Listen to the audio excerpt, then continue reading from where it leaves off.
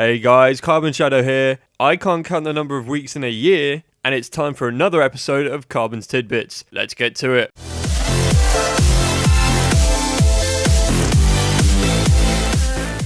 It is week 5 of 2015 and not week 4. Last week I told you guys it was week 3 of 2015 and I said that without actually checking a calendar when in fact it was week 4. So I apologize for that, guys, and without further ado, let's get straight into the first news story. Borderlands has made the news again this week, but this time it doesn't concern the Handsome Collection, it concerns news on Borderlands 3. Apparently Gearbox are all ready to start developing Borderlands 3. Randy Pitchford, CEO of Gearbox, has stated, "We want to think about the future and we want to think about what the next Borderlands is, and we're going to need some help. The fact is, we're not working on a new Borderlands game, but we want to." He then moves on to say, "If you're in the industry and you think you can help us, we want you to help us. We want to get started on a new Borderlands game. There's literally nothing to tell, but we're ready to start." So although there isn't any hard evidence that Borderlands 3 is actually going to go ahead, Gearbox have shown initiative and they've shown that they actually want to develop Borderlands 3. So that's always good news. So on the horizon there could be a Borderlands 3. And to me,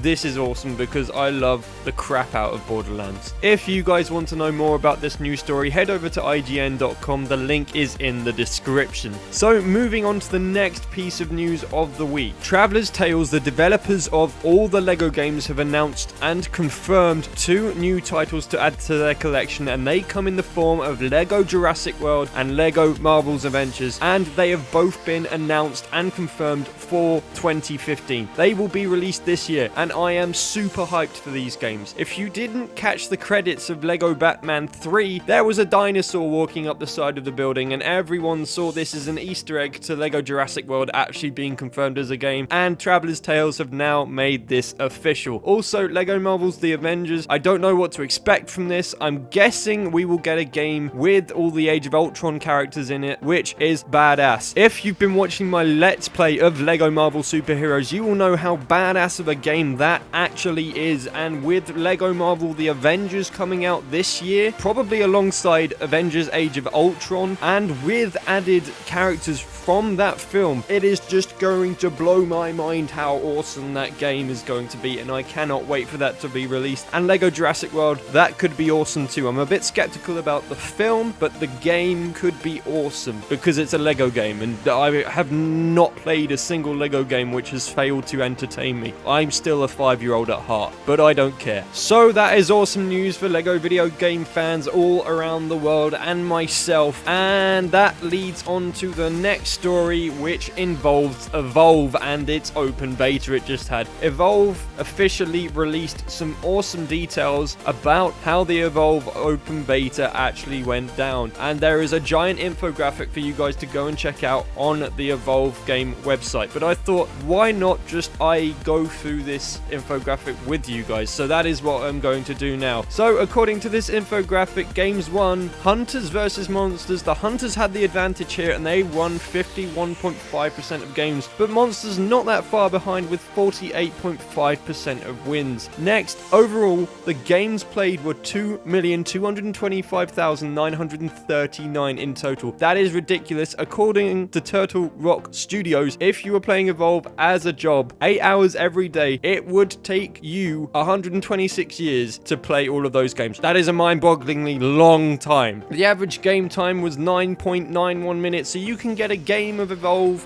done and dusted in about 10 minutes. So if you come home from school and you want a quick game before you do your homework, that seems possible according to this average game time. Apparently 2,225,939 games at 9.91 minutes is enough time to fly around the world 7,822 times in a commercial airliner. That is just a ridiculous stat right there. Damage by class, there are no big surprises here. Assault did the most damage, followed by support, followed by trapper, followed by medic. That tends to make a lot of sense to me. There's nothing out of the ordinary there. I think if medic had been the class that dealt the most damage, then there'd be like a ruckus, because why is the medic dealing the most damage damage when he's supposed to be healing his teammates. Anyway, I'm going off on a tangent here. That is a pretty awesome stat in itself. The top 5 damage dealers per round, Parnell is the biggest damage dealer according to this, followed by Markov, then Hyde, then Bucket, and then Cabot. And yeah, that is pretty badass. I mean, Parnell does look like the biggest badass there. Anywho, although I do love Hyde's beard, it is badass. Goliath did the most damage in early stages, and you need to watch out for that flame breath apparently. And the Kraken did the most damage evenly spread across all 3 levels. So you need to take your time and whittle him down according to Turtle Rock Studios here. And the Wraith did the most damage in stage 3. So some nice stats there and an awesome infographic as well. If you guys want to check out what other stats Turtle Rock Studios have to throw at you about the open beta for Evolve, go and check evolvegame.com and the link will be in the description. The next news story is short but sweet and concerns Planetside 2. It has taken the crown back for the world record for the most online players in an FPS battle, which is badass. So if you want to know a bit about the history of this world record, it was inaugurated by the original Planetside game, which then lost it to Man vs. Machine. The latter held on to its title since 2012 with 999 people in a single fight, which is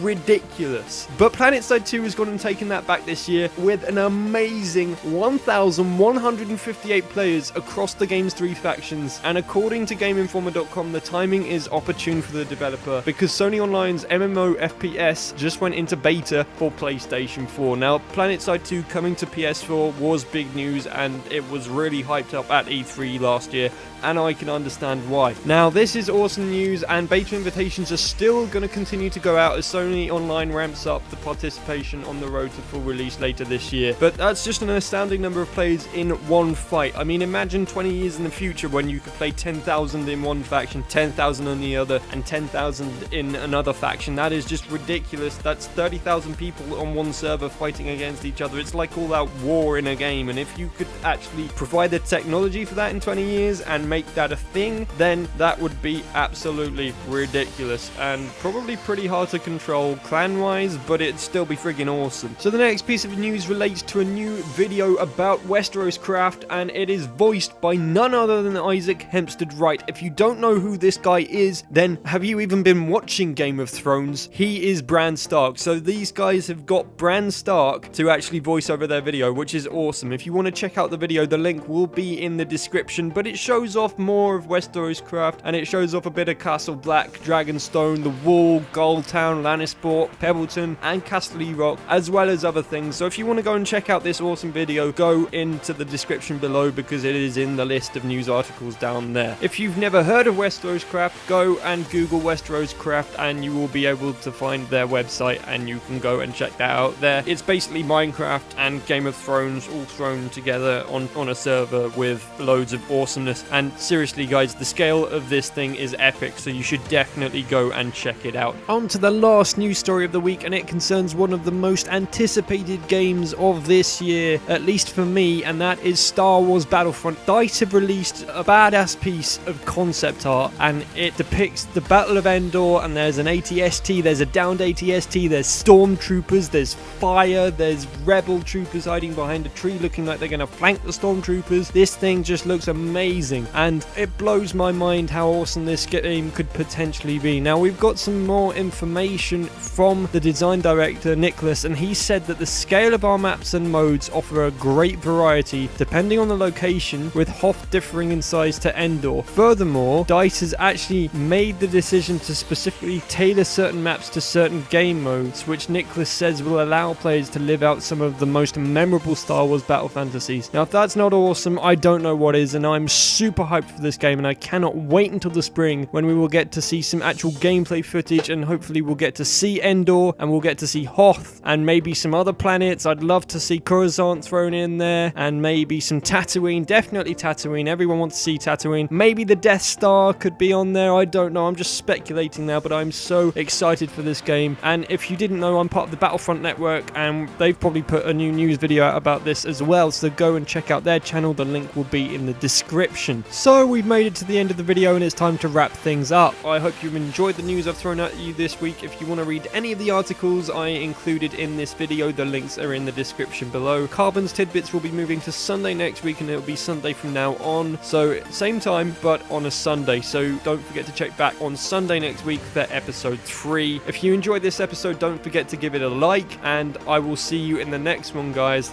Thanks for watching. I hope you enjoyed that, guys. If you did, give it a thumbs up and a like. Don't forget to subscribe for more weekly content and follow me on Twitter at CarbonShadowYT. As always, I've been CarbonShadow. I'll see you on the next one, guys. Have a good one.